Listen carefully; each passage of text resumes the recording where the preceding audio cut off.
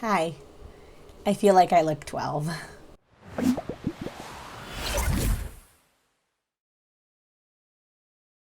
Hey, hi, hello, friends. How are you? So I cut my hair. That's actually the reason why this video didn't come out on Tuesday, like I'd wanted it to. Um, I was feeling bored with my hair, and also it was like my hair was almost down my back, like almost all the way down to my waist, especially when it's wet, and it's just getting really hard to take care of. But anyway, you're not here to talk about my hair. Let's instead talk about Chantal. If you guys know anything about Chantal's current recent history, you know that she's playing a dangerous game with Koki. And so I figured, let me talk about her I Just Need Your Company video. And she came out with another one right after that one called Cheezin and Beezin highlights. I don't have her community tab stuff in this, mostly just because it's irrelevant, quite frankly. It's just her playing lip service and being like, I don't want to talk about this, and please don't bring me drama, and like, whatever, all that garbage nonsense that she always claims to want but doesn't actually want. So I've condensed this 2 videos down to about 6 minutes. Once more, I want to say a thank you to Just Saying, whose highlights I use to make these compilations of my own. You know, her compilations, I go through and I watch them, and then I clip them down into like a 6 minute video or whatever, and then I react to them, because if I had to watch all of it, it would be really hard. My original plan was I was going to do her other video, the one that she posted the night before. Hold on, let me tell you what it was called.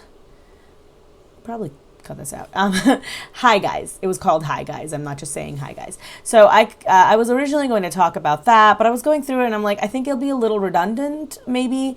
So if you guys are still interested in, I can post that as well. I can record it, but it'll like be even later, or I can just let it go. Let me know down below if you want to watch it. If you don't want to watch it or you don't care, just don't say anything. But if you want to watch it specifically, leave me a comment down below. I might record it and post it for patrons to see if they're interested. They can watch it. But yeah, anyway, let's get on with the actual video. So let's jump into it. So I'm not going to talk about it. I just want to say, you guys told me. I just said I don't want to hear anything from you unless it's the truth. That's it. That's all I'm gonna say. Because just on the research I did and what everyone's telling me, and just my gut instinct and just like little clues here and there I picked up on, I believe that he's lying to me. I mean, your gut instinct is garbage. Not everybody's gut instinct is bad, by the way. I don't generally tend to prescribe to the notion of listening to your gut, if only because I feel people put a lot of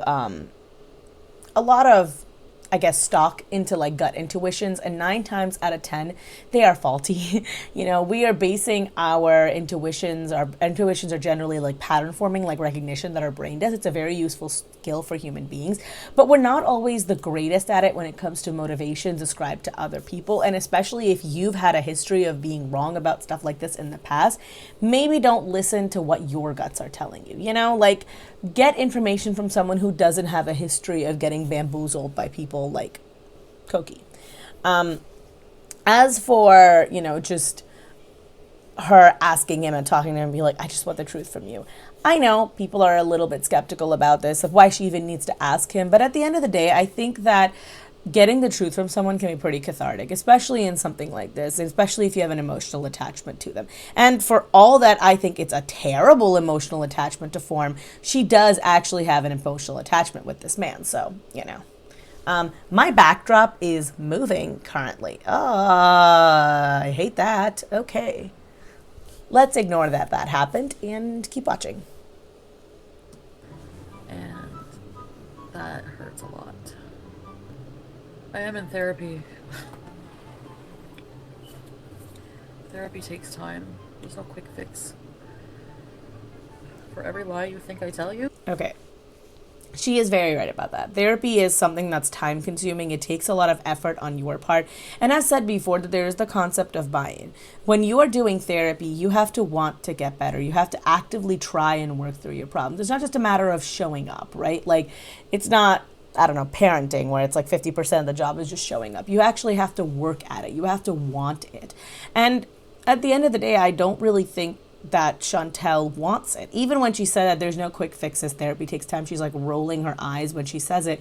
And she's never really shown the kind of commitment required to get better with therapy. It's hard. Therapy is hard. I've said this multiple times before. And therapy is not a get out of jail free card. It's not like you do therapy and if you do it for long enough, you'll just get better.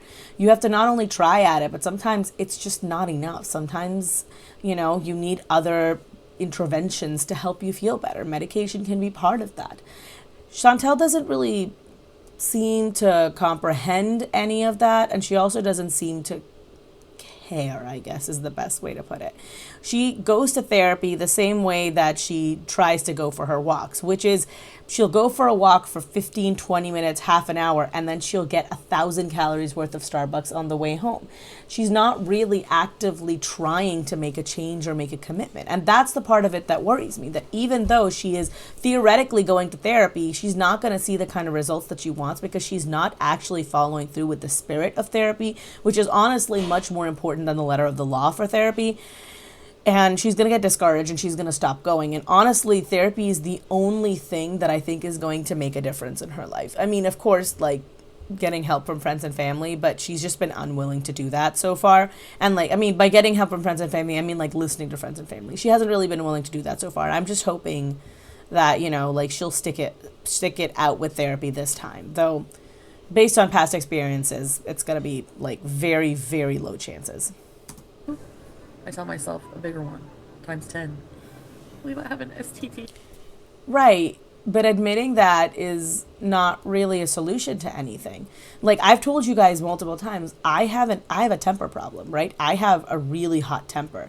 And you guys have seen me be irritated with her on camera, but have you ever seen me really scream or yell or even in I realize these are of course pre-recorded video, but even when I'm getting irritated with her, I'm never flying off the handle irritated with her. I'm never cussing her out irritated with her. Right? I don't generally tend to get very mad. I think there's only one exception that I can think of where I think on camera I was very mad at her. But other than that, 9 times out of 10, I am just not that angry with her. And the reason for it is because I go to therapy. I've been working through it. You can't just say, well, for every lie I tell you, I tell myself, one that's 10 times bigger. And by the way, remember that when she says that I don't lie. She does lie, right? Even if it is a lie that she's using to deceive herself, it's still a lie. Any deviation from the truth is a lie. I would go as far as to say that 9 times out of 10, when you tell a lie of omission, when you leave out critical detail that could sway people into thinking something, I would call that a lie as well. It is a lie. It doesn't matter who you're telling it to, and it doesn't matter if you're admitting to it if you're not willing to work through the problem. And that's the thing. She's not willing to work through it. She doesn't want to actually try and get better. She isn't trying to get to a place where she no longer behaves that way. Denial and delusion are Chantal's biggest friends. And that is the first problem in every part of her life. If she wasn't, prescribing to the ostrich method of therapy, of ostrich method of dealing with life, I think she'd be doing so much better for herself. So much better. She'd be in such a better place to deal with anything that life throws at her. But instead, her first and only instinct seems to be, how do I keep myself from really thinking about this as much as humanly possible? I know they're common, but I'm just way too fucking trusting. I'm too naive. Never in a million, sorry guys, never in a million years will I ever, that's better. Now it's PG. PG is safer. Never in a million years. Okay. So the thing is, I get what you mean. It is a very unusual thing for it to happen. Not unusual, I guess. It can be very unexpected, especially because I don't think that an STD is something that many of Chantal's contemporaries, people in her family, would have experience with. I don't think that a lot of them, they're a middle class family, right? A lot of times there are expectations that you have for your life, and that's not one that you really ever think of or consider, especially if you don't really have a lot of firsthand experience with it, the way that Chantal doesn't seem to, right? And by firsthand or even secondhand experience, right? Someone in your close-knit circle getting it. So when I look when I look at this, I can understand why she might feel a little bewildered. But I don't think she feels bewildered enough to really like look at why she is where she is. It's looking at it critically. What led her to this point? And the problem with that is that, much like with therapy, if you aren't willing to be self-critical, if you aren't willing to be like authentic and honest with yourself, and I know those words get thrown around a lot, but if you aren't willing to confront the issue in your own head, then you're never really going to be able to like address it in any meaningful way. You're never really going to get better.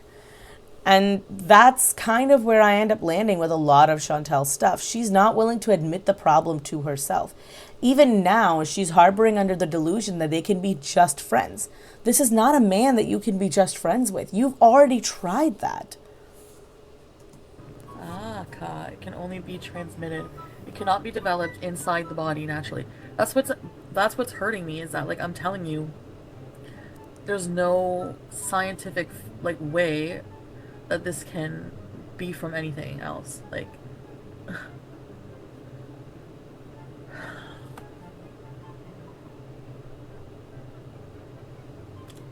I just hope that I wouldn't be the type of person to like do it out of like vengeance for like an argument or something, you know what I mean? I want to flag really fast the fact that she says that, I can't, the thing that hurts the most is the fact that, it can't be from anything else. And what she's saying is the realization that there's like, even her chat with them trying, even like 99% of them are unwilling to say anything other than, hey, this is like purely sexually transmitted. And that's the thing. Gonorrhea is one of those things that it's incredibly rare to get it from any other source. Incredibly rare. Like gonorrhea, if you have gonorrhea, it is from sex. And it doesn't have to be like penetrational sex. It can just be like another form of sex, but there has to be sex involved. It's very rare to find gonorrhea without sex. So, I think the reason why that thought hurts her so much is because there's nothing that she can do to deflect the blame away. There's no like looking at it from a different point of view. There's nothing that she can like say to herself. Nowhere where she can hide. Nowhere where she can just sort of lie to herself about what the cause of the gonorrhea could be. If this was like HIV, right, I think she would have found comfort in like thinking to herself, maybe he's telling the truth and maybe it was like from a bad transfusion, or like she shared a needle with someone or something like that, and it's not because he had sex with someone who had HIV while we were together, If it was something of that sort. The HIV, the only thing I can think of that has a transmission source that is semi-common other than sex. I can't think of another STD. Like I said, not my area of expertise, and everything I know about STDs is from health class when I was in high school, which is like, it's been a lot of years, okay? I am what they call an old. So I feel like she's just not really willing to look at why that thought hurts her so much, but that is why it hurts her so much. If there was any other way of clinging to anything else, she would have. And I know it's not enough for her to leave him. That's the worst part of this, is that even though she knows now that without almost a shadow of doubt that it couldn't have come from anything else, it's not enough for her to make herself stop doing this. And that is so sad that she has this little control over her own actions. Anyway, I'm so tired of it.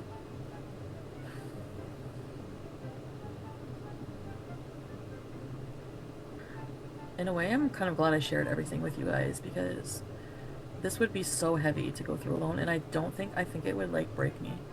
I think I would be a lot worse off if I wasn't a YouTuber and thousands of people didn't know what I was going through. See, and this is what I mean when I say that she's emotionally manipulates people into remaining her subscribers, into becoming VIBs, into doing all of those things. She doesn't need thousands of people to like know. She doesn't need VIBs there for her. She doesn't need that. All she needs is to not go through this alone. And for that, Pete and her family and her friends would have sufficed. If she was going through this off screen, those people would have been enough. But they're not enough for her. They're not enough for her because she knows that they will have something critical to say. And secondarily, by saying this to her audience, she's saying, look, the only reason I got through this is because you guys are there giving me money. If you weren't there giving me money, then, you know, I would break, I would fall apart, and I wouldn't know how to handle any of this. So you have to remain there if you don't want me to fall apart. You have to remain there, you know, for me to remain emotionally healthy and stable. And yeah, she's not pointing a gun to anybody's head, but she is imbuing her audience with an awful lot of guilt for just being there. And that's what makes it hard for people in her audience to leave. It's part of the reason why a lot of people, even I, will like feel bad for her. I don't engage with her channel, by the way, if you guys don't know. Thumbs up, thumbs down, comments, anything that you leave her, even if it's the thumbs down, it reads as engagement on a channel, and it signal boosts her channel. It helps her grow. It helps her channel to flourish. And I think the best thing for Chantal is for her channel to be demonetized. I don't think her making money on this channel is a good thing. And I don't think deplatforming her is a good thing. But if she can no longer make money from this, right, then she might A, stop live streaming altogether, and B, if she doesn't, it might cause her to take a deeper look at why she can't. I think that either way, that demonetization is the way to go for Chantal. It's the only way forward. But it's unimportant at this point right now for this conversation. I find myself wondering where she goes from here. What is beyond this point in her channel, beyond this point in her life? Where can she go from this moment where her life won't be terrible, where the specter of what's already happened to her and what she has already done won't haunt her? And I can't think of a single thing. We both have it. Oh, no, sorry. He's trying to say the clinic never called him back, so he doesn't have anything. Yeah, all of that, but still you're not going to leave him. And that's the thing. It doesn't matter. You can make all the sassy comments and sassy faces you want, but you're still not willing to follow through on what you should do, which is get the fuck out of there. Are you kidding? Someone gave you an STD and you're still willing to stay with this man? I don't understand how you can justify that in your own head. So don't come online and act like a lion when in person with him you are nothing more than a church mouse. This is like this is the epitome of like bark being bigger than your bite. I don't even know what to say. It just hurts me even more when, like, you don't love somebody if you can lie to them like that. Because like I loved BB so much, I couldn't lie to him. Like when he looked at me and like asked me, "Did you cheat on me?" And I was like, "No." And he's like, "Before you say no, like you don't even love me enough to be honest with me." So that I couldn't fucking lie to him after that. I was like, "Yes, I did cheat on you." Like, okay, she tells the story about cheating on BB. Look, I'm gonna have maybe a little bit of a controversial opinion here. I think she told BB. I don't think that's how the story played out. I think that she cheated on BB, and then she went and she told him pretty much immediately. And she's gonna claim it's because she couldn't lie to him. And it's because she has more respect for him than that. Okay, cheating is a complex issue, right? It's not as black and white as I feel sometimes it is, which is that anyone who cheats is a garbage monster.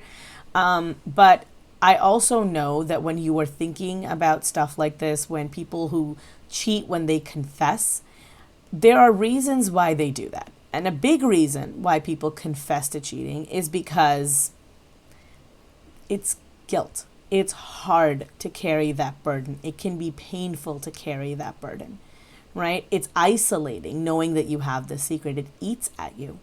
One of the things that they have observed in people who like commit murder, who commit like really heinous crimes, is often when they're caught, it's relatively easy to get them to confess despite what like TV and whatnot would have you believe. And the reason for that is they want to tell someone.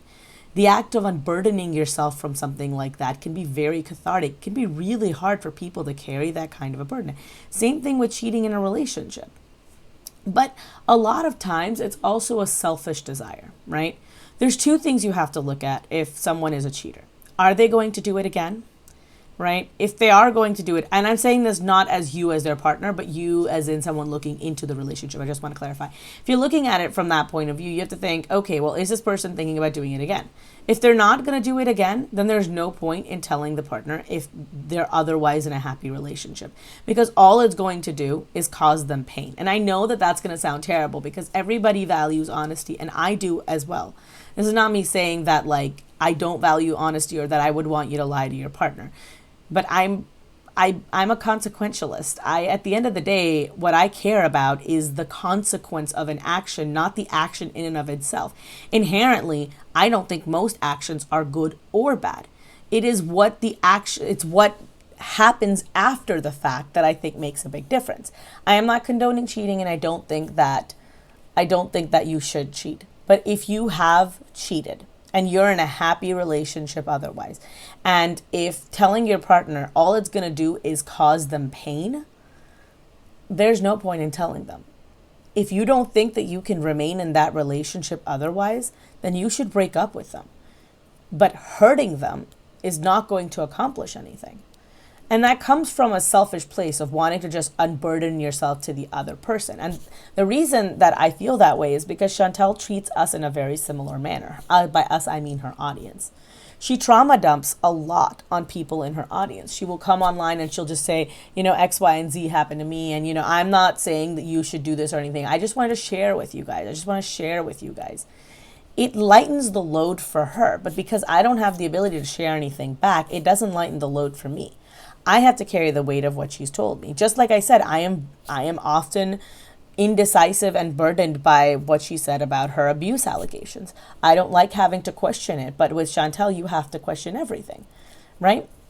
And that's what I mean. I carry some of what she says and does with me. It adds extra weight. And I think that if I cared more about her, I would probably carry even more extra weight.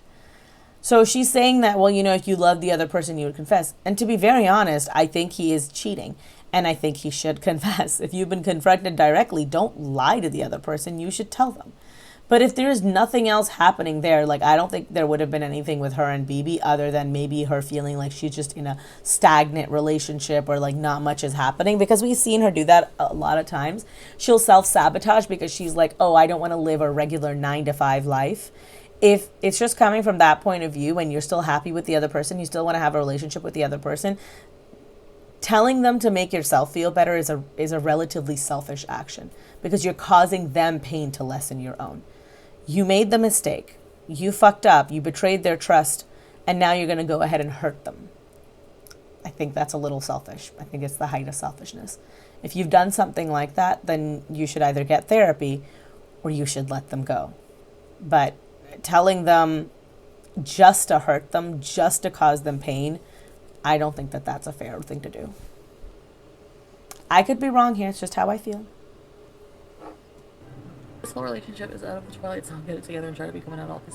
I'll apply to keep subscribers around. Are you kidding me? Do you know how many subscribers I gained by breaking up with him? And now I'm losing subscribers again, and I was just like, I don't want to lose subscribers again. But I'm like, I have to be honest with them. Like, I'm just gonna tell them I'm at your house because I felt bad. Like, when I go there, and you guys don't know about it, I actually feel guilty. Like, I feel bad. Alright. I don't know if she feels guilty or not. I can't look into her soul and say that. I don't think that's actually true. I think that she feels like she's keeping a secret. And much like a small child who can't keep a secret to themselves, they'll be like, oh, I gotta tell them. It's that like jitteriness that comes with having a juicy detail that you want to share with the world. I don't think that's guilt. Guilt would imply that she felt bad, and if she felt bad, she wouldn't lie to people so consistently. As for her just saying that, crap, I've completely forgotten. I'm going to go back for a second because I think I forgot what she said, but I know there was something there I wanted to discuss. She mentions that she's like, well, I'm not doing this to gain subscribers or whatever. And I really believe her on this because she has gained and lost, I want to say like the same 1,000 subscribers or something like that for quite a while now. Her channel is really stagnated. And I don't think she gives a singular crap about the growth of her channel. I don't think she gives a singular crap about her subscriber count. As long as she has a certain amount of subscribers and a certain amount of VIBs and they're paying her bills, she doesn't give a crap about growing. It's like she's not ambitious. There is no part of Chantal that thinks, I want to do better, I want to be better, I want to grow this channel, I want to like get better at editing, and I want to really make a career out of this. One of the biggest things that I have seen in channels that succeed or have a very slow tail going upwards, like I think a good example of that is Lauren May Beauty. Her channel growth wasn't like all of a sudden she gained like thousands and millions of subscribers. She's like very slowly built up her channel over a very long period of time. And the reason for that is because she's A, very consistent, B, she's continuously improving her content, and C, she cares a lot about the growth of her channel and success. Ambition is very important for you to do well in any field in life. You don't just do better. You have to try, you have to struggle, you have to hustle to get there. And Chantal doesn't have any of that because the only thing she really cares about is eating and herself. She doesn't care about getting better. She doesn't care about succeeding. She doesn't care about any of those things, which is why she never will actually get there. To achieve these things, you have to make a certain amount of sacrifice. You have to make a certain amount of effort. And I don't think Chantal's ever really going to be willing to do that. I was like, I don't want to lose subscribers again. But I'm like, I have to be honest with them. Like, I'm just going to tell them I'm at your house because I felt bad. Like, when I go there and you guys don't know about it, I actually feel guilty. Like, I feel bad. Oh, yeah, I called her eyebrows lady. Oh, that's just stupid. Well, if that hurt her feelings, I'm sorry. Wasn't nice, I guess. Yeah, that was a really, really genuine, authentic apology. You know, I called her eyebrows lady. That wasn't very nice. I'm sorry, I guess. That was a real authentic, like, apology right there. You cannot like someone, but considering the fact that the only thing she really so far seems to be guilty of is trying to hit up a man that is already in some form of relationship, whether it's committed or not, because I don't really think he's ever made the kind of commitment that Chantal wants him to. I think it's a source of continuous resentment from her part. So I don't really think that he sees this as a committed relationship. So when I'm looking at this, all I'm thinking to myself is, you're just making fun of a woman's physical attributes. You don't like it when people do that to you, right? Like I said before, if I called you a fat, ugly bitch, like that would be a hurtful thing to say. I have called her a bald ass bitch before. I will say that. I was really mad at her. That was like, I think one of the times when I was like genuinely furious at her. But regardless of that, if I say something mean to you, if I say something that's hurtful to you, I'm being mean. I will freely acknowledge that was a mean thing for me to say. But then when I'm looking at you right now and you're making fun of this other woman, you're a hypocrite. I'm like, you can't say other people can't make fun of my looks and then go ahead and make fun of somebody's looks. You can't have it both ways. If it's not okay for me to do it to you, it's not okay for you to do it to her. I know, because I have one STD that you're just gonna think I have. This is gonna be another one, but it's actually not. Are you stuffed with turkey? Yes. So this clip is the start of her Cheezin and Beezin video.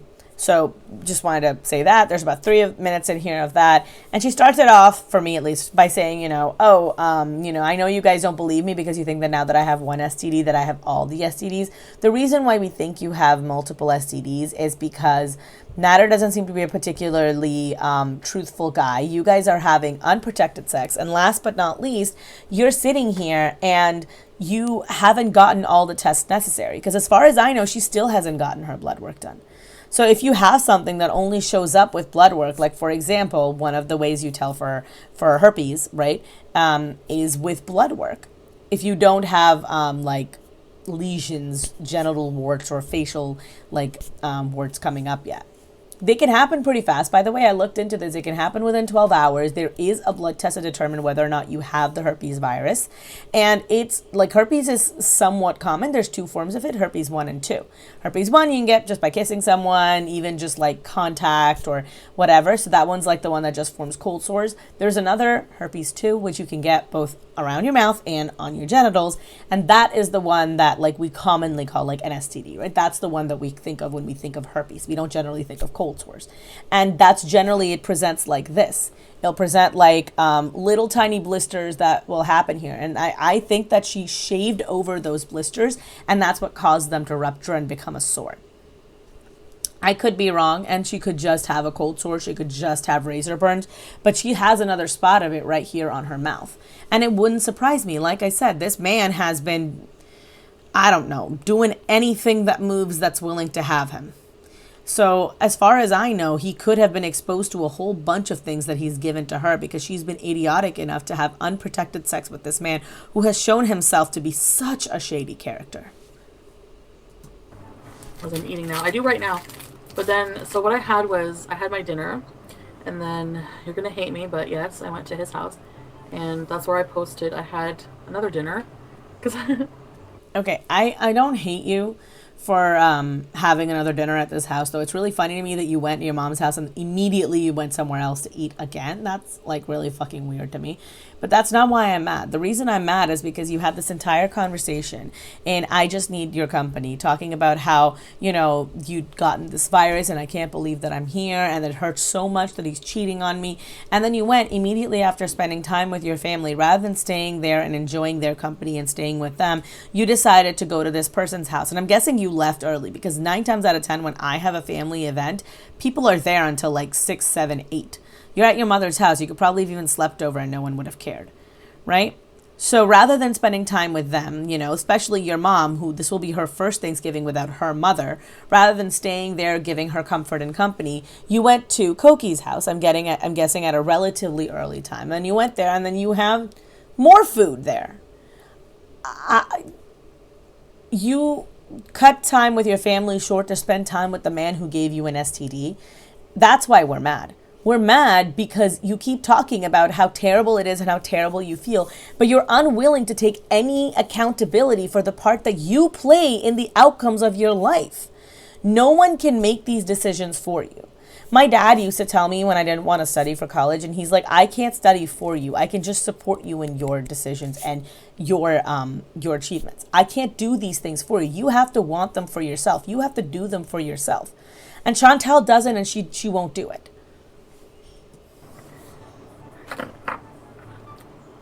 it was so good. It was like, I don't know, it's on my stories or whatever. These homemade chicken tenders beat Popeyes any day, and this homemade chunky vegetable salsa and these imitation McDonald's fries are so delicious, and even the salad. Okay, this is maybe a little mean of me to say. First of all, why do you have salsa with chicken fingers? Second of all, those chicken fingers look dry as shit, but what do I know? And lastly, she goes, and also a salad. Like, girl, don't try and convince me you ate any of that salad. Get out of here. Guys, I can't do anything for at least 7 days. It's 2 weeks, because the doctor said it's at least 7 days. 2 weeks? Okay, so the treatment's finished. I just took it. 2 weeks? Oh my god. 2 weeks. I'm just joking, that's not that bad. Why would you care so much about this? You don't even have another prospect, because remember, you guys are just friends. Y'all aren't having sex anymore. So then why is it that you are so incredibly sad about the fact that you can't have sex with him right now? My understanding is that you're not having sex with him anyway.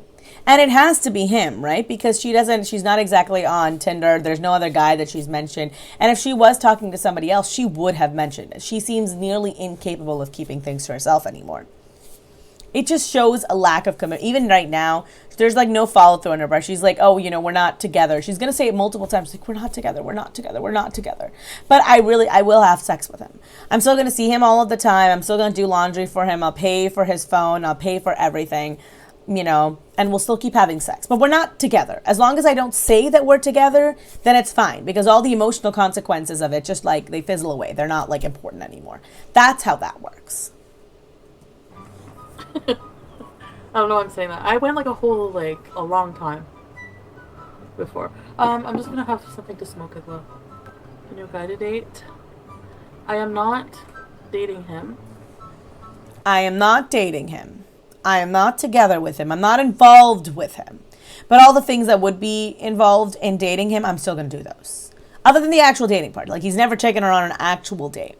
but he'll fuck her on a mattress on the floor. He will give her an STD. He will ask her and use her for drugs and money, but he won't take her on an actual date. So they're not dating. I know you don't believe me. I don't. But why don't you date somebody new? Why don't you? Because obviously, I guess I just don't have enough. I don't know what my problem is. Like, I just. Anyway. Laura. Alright, when I heard this, a thought occurred to me. Do you guys remember all those eons ago when she would go through her diet cycles and she would say, oh, you know, I'm not going to eat any fast food anymore. And then it would devolve to, I'm only going to have it once a week. And then it would devolve to, as long as I'm not doing it every night. And then she'd have it every night. It would be, you know, health at every size and fuck you guys and it's my life, right? This is the exact same cycle, but with him. She starts off with going full hog into the relationship. I'm doing what I want. You can't stop me. You can't control me. You don't own me. And then she goes into, I can't believe he did this. I'm like so upset and hurt right now. And then she breaks up with him. And then they're friends again, you know, for a little bit. She's like, we're just friends. You know, we're just having sex. After that, it comes. It's just like, oh, we're just friends, and we're friends with benefits, and then we're right back to the beginning where she's like, you know, we're together, and fuck you, and I'll do what I want, and blah, blah, blah, blah, blah. Same cycle, different substance. Before it was food, then it was drugs, and now it's dick. An infected dick at that. Melinda Giordano, well, if you get STD again, you know he cheated this time.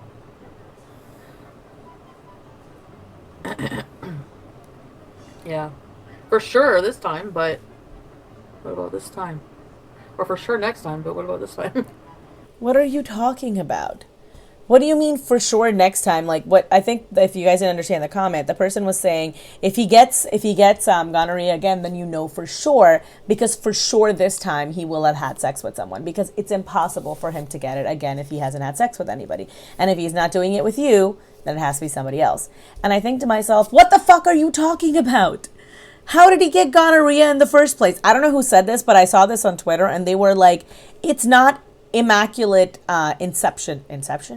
No, it's not immaculate contraction. You don't just randomly end up one day with gonorrhea. You get gonorrhea from having sex with someone. And you didn't have gonorrhea because BB doesn't have gonorrhea, and that was like 9 months ago. Right? That was the last time that you were in a relationship where you had sex with someone. You haven't had sex with anybody other than Nader in that entire time. So then, who gave you the gonorrhea? And you cannot get it from a yeast infection. You cannot get it from a toilet seat. We've already discussed all these possibilities. So why are you even bringing up, but what about this time? He had sex with someone else. That's what's happening with this time. What are you talking about? I guess I just really don't want any of this to be true. I mean, we know that, and her self-awareness is appreciated, but I don't care because she's burned all the sympathy out of me. Sorry, I had to fix my backdrop. It was like really leaning. I don't know if I'm one of those. I think I'm just one of those people that, like, unfortunately just like falls in love quickly, and it's so hard to get out of that. It can be if you're not really willing to work with somebody else to help you get over your issues. Much like with a lot of other issues, like especially personality-driven things. Like I said, once more, hot-headed person. You want to get better, you have to work at it, and you have to try and be better. And the other thing is, you have to try and actively build in stops for yourself. At some point, to change your habits, you have to be uncomfortable. The willingness to be uncomfortable is the only way that you make any type of change, permanent or otherwise, right? And she's not really willing to do that, and that's kind of why she hasn't really managed to work any of this out of her system, because she's not willing to make the change. You have to make the change. You have to make the commitment. It's not going to happen otherwise. Anyway, I think I'm going to go. It's just fucking bullshit, negative. Like, nothing, like, what's the point? Why is it that when you're in a chat and people are negative to you and maybe they're saying harsh things to you, that's enough for you to bail on the chat, for you to stop the live stream, for you to stop doing this? But when Nader hits you, kicks your cat, and gives you an STD, you're like, gotta stick with it. Because you're talking about how much you need your Beezers, how much you love your audience, how they're your friends. But at the same time, you're sitting there, you're willing to not seemingly listen to any of their criticisms. And a lot of them are well-founded, especially in her VIBs. A lot of them come from a place of actual worry, right? Open chat can be pretty hostile towards her, but VIBs are still mostly talking out of concern. So why is it that you can't stay in chats with them anymore either? But Natter, who has literally committed domestic violence against you, you're okay with. Why do you forgive him? Maybe it's because despite your claims that these are your friends, they're not actually your friends. And the only thing you really see them as is dollar signs. So maybe I just won't do live streams anymore. Maybe I'll just do recorded content. And just record my video, put it up, let people talk shit, and just walk away. Seriously. Like, I feel like the interaction is just, like, toxic at this point. You know what I mean? Yeah, the interaction is toxic because you're toxic. You've built this community. You have done this. You brought this negativity, this toxicity into your chat, into your own life through him, and then into our lives through YouTube. You have done this to your community. You don't get to come on here and play the victim now. And yeah, for the love of God, like 90% of the people are not interested in watching your content right now. 90% of the people don't care about watching you live stream 17 hours a day. No one gives a shit about that. Please, we're begging you to go back to pre-recorded content. You don't want to do that because it requires more effort than you are willing to put into anything right now, but especially streaming, especially this. You don't think that we are worth it. You don't think that we are worth the effort because you're like, they'll eat whatever slop I throw at them. This isn't something that you care about. Like, this is what I mean, right? Like, for all intents and purposes, I don't put that much effort into my content either. But I've said this to you guys multiple times. This is a self-sustaining hobby for me. I've bought equipment. I've got like the software in my thing. I'm still making all my videos and I'm editing them and I'm doing the best I can with a limited amount of time and resources that I have available to me to dedicate to this channel. And I hope I'm doing okay. But I am still doing it with the consideration that this is not my full-time job. For Chantal, this is her full-time job. And she claims that she wants to do it for us because she cares about us, about what we want. But at the same time, she hasn't shown any willingness, any dedication. She doesn't give a shit about any of her VIBs. You can't sit there and be like, well, you know, maybe I just won't do live streams anymore. That you're threatening us. You're saying, oh, well, I will take away a thing that you want, not realizing it's not a thing that we want. Nobody wants that. We want you to go back. Live streams were entertaining and they were like a nice change of pace when it was every once in a while on your channel. When you started doing it multiple times a day, every single day, it stopped being fun. I mean, it's just like, I don't know,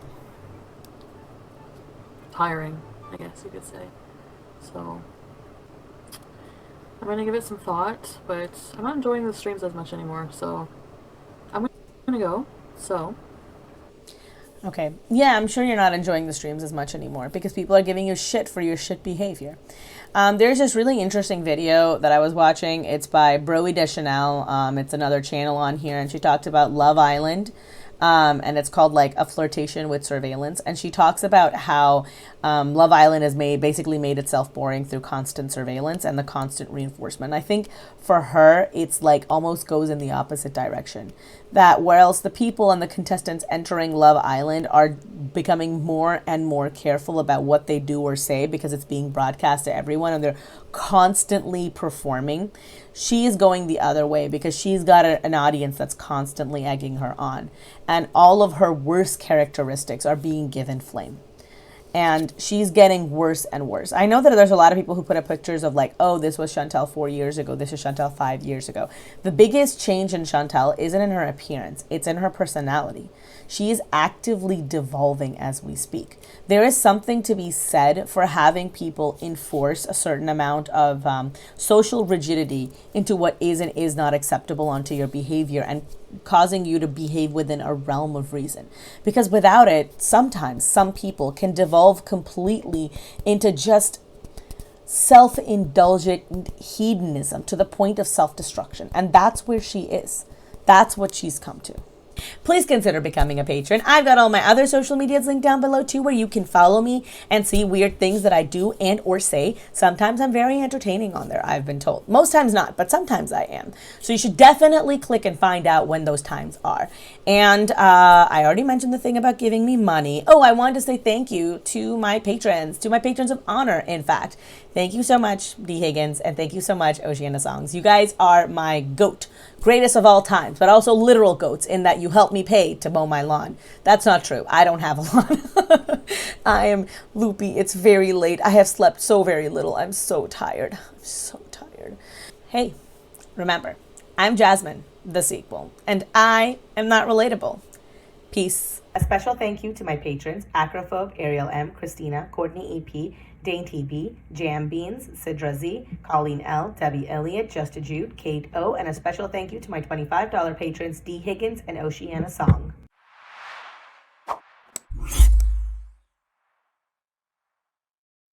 I just realized I didn't film my typical intro, and every time I forget, at least one person gets mad at me for that. You know what, you guys? I think this is actually going to be a pretty short video for me. It's only going to be like 45 minutes. Ugh, that's practically nothing. And this time, look at that. I didn't even have to cut out a 10-minute rant about fan fiction like I did out of the other one. I know there's always at least one comment who's like, why didn't you tell us about your fan fiction? No one will ever know that. It has come to my attention that, I like weird shit when it comes to fan fiction. Most of it is not at all about romance. And I will never tell anybody that, because then you'll know too much about me. The mortifying experience of being known is not something I want. Also, I am not threatening you with my shirt. This is a Hamilton reference, and the bottom part of it says, "To remind you of my love." It's a quote. So there is that. I'm wearing like a 5-minute version of makeup on my face right now. It's like all this thing that I bought. It's like a little Morphe tube stack thing. I think this is like the Kaja bento boxes. I think they stole the idea from them, and it was marketed with weird TikTok people. I think it's Charlie D'Amelio. I don't know enough about that. I am not on TikTok. I am an old, as I've said. Anyway, I'm rambling. I'm gonna go now. Bye.